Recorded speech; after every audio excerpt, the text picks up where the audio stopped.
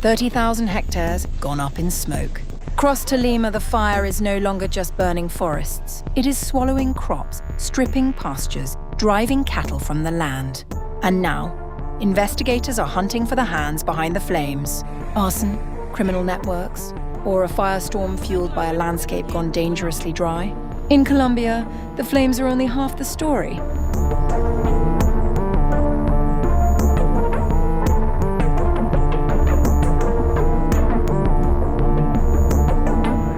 More than 30,000 hectares have burned across Colombia's Tolima as firefighters battle one of the region's worst wildfire emergencies in years, and authorities investigate whether some of the blazes were started deliberately.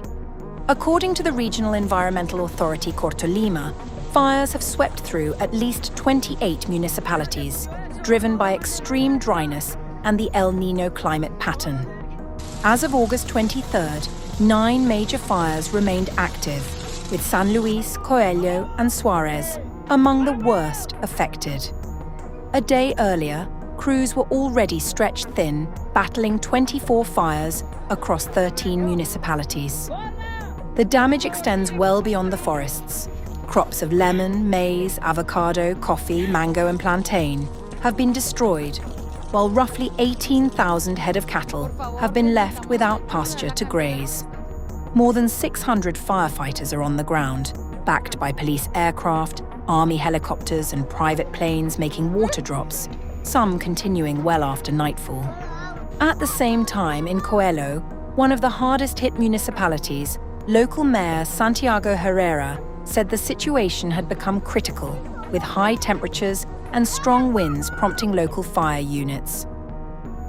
3 rural areas in Coelho currently had 6 active fire spots, while local fire units were insufficient and facing logistical strain as they tried to cover all affected points.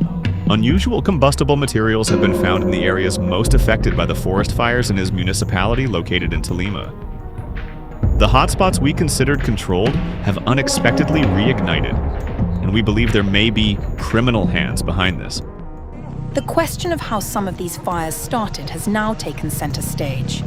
The country's Interior Minister Rodrigo addressed the issue, saying the government had information pointing to the involvement of FARC dissidents and illegal mining networks seeking to divert security forces and destabilize communities in municipalities including Ortega.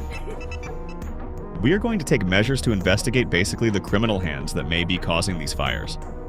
Tolima's governor, Adriana Magali Matiz, has gone further, saying evidence already points to deliberate criminal activity. We have evidence and serious indications of criminal hands in the forest fires, and we are going to pursue this to the ultimate consequences. According to Colombian law, anyone found responsible could face up to 22 years in prison. Still, Tolima has urged caution against pinning the entire crisis on armed groups, noting that most fires nationwide are caused by human activity rather than organized crime.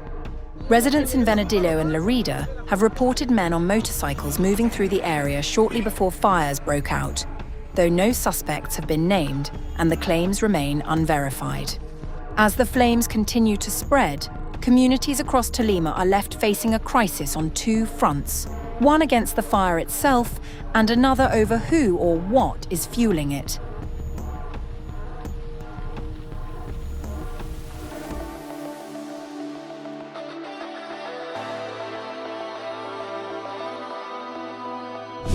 On August 23rd, flames could be seen rapidly advancing down a hillside toward residential neighborhoods near Reno, marking the latest in a destructive fire season that has scorched thousands of acres and forced evacuations across the southwest. Officials confirmed the uncontained Hawk fire northwest of Reno was human-caused, but did not say how it started or whether it was intentionally set.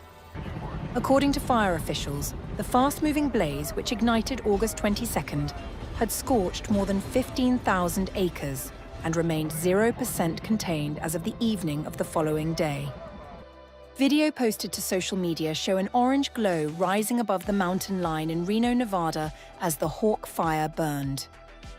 Nevada Governor Joe Lombardo declared a state of emergency in Washoe County, which includes Reno and parts of the Lake Tahoe region, and activated the Nevada National Guard. I have declared a state of emergency in Washoe County as we respond to the Hawk fire. Please stay safe and follow the direction of local officials. At the same time, videos circulating on social media showed a National Guard helicopter fighting the fire in Nevada to help control the blaze. According to authorities, the Hawk fire started around noon and grew to approximately 2,500 to 3,000 acres, while evacuation orders were issued for multiple parts of Reno. Shane Ackerson of the Truckee Meadows Fire Protection District said 6 people had been injured, including 3 civilians and 3 first responders. As of August 23rd, 42,000 people were under mandatory evacuation orders. An additional 45,000 people were in yellow evacuation warning zones that should be prepared to leave. Washoe County Sheriff Darren Ballum urged residents in the yellow warning zones to evacuate early, if possible, to avoid potential traffic congestion as people leave the heavily populated area.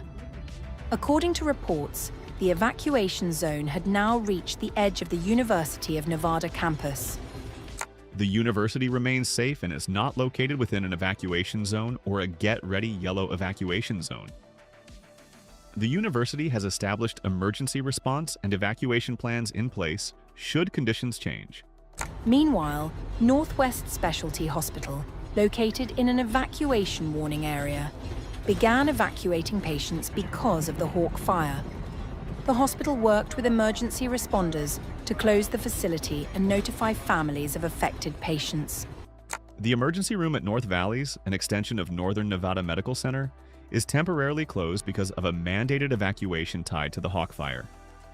The facility began evacuating patients and staff to appropriate facilities, with nearly all patients already evacuated. The wildfire grew rapidly, driven by gusty winds, low humidity, and dry brush. About 1,000 personnel have been battling the blaze, while officials said high winds have complicated efforts to contain it. What happens next will depend on how quickly firefighters can contain the Hawk fire amid strong winds, dry conditions, and difficult terrain. With tens of thousands of residents under evacuation orders or warnings, the key question now is whether crews can slow the blaze and prevent it from reaching more homes and populated areas.